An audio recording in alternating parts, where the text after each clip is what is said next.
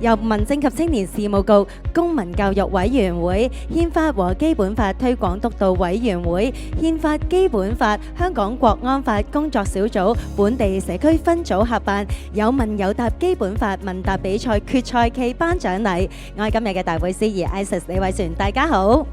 大家好，我係 Canon 馮錦倫，好高興今日可以參加呢個別具意義嘅活動。鑑於憲法、基本法同埋維護國家安全對香港特別行政區係有住重大嘅意義，民政局同埋委員會，我哋一直以嚟都係緊密合作，透過唔同嘅渠道同埋多元嘅方式，喺社區層面積極同埋深度推廣有關嘅法律同埋資訊。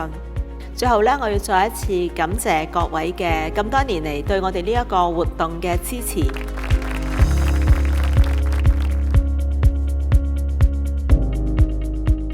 公民教育委員會喺1986年成立，去到今時今日已經係踏入咗40週年嘅里程碑。多年嚟，藉住委員同埋唔同持份者嘅緊密合作，將尊重、負責、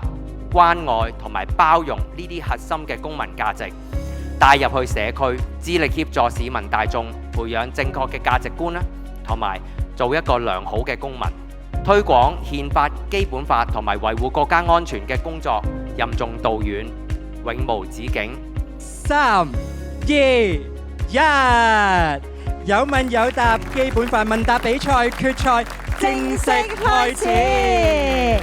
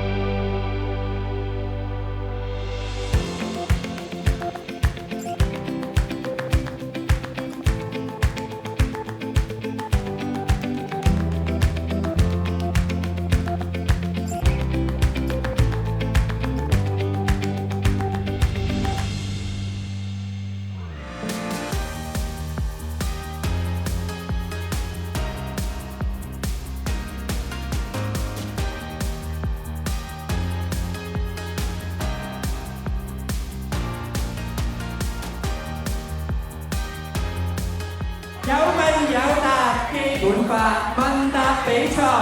耶！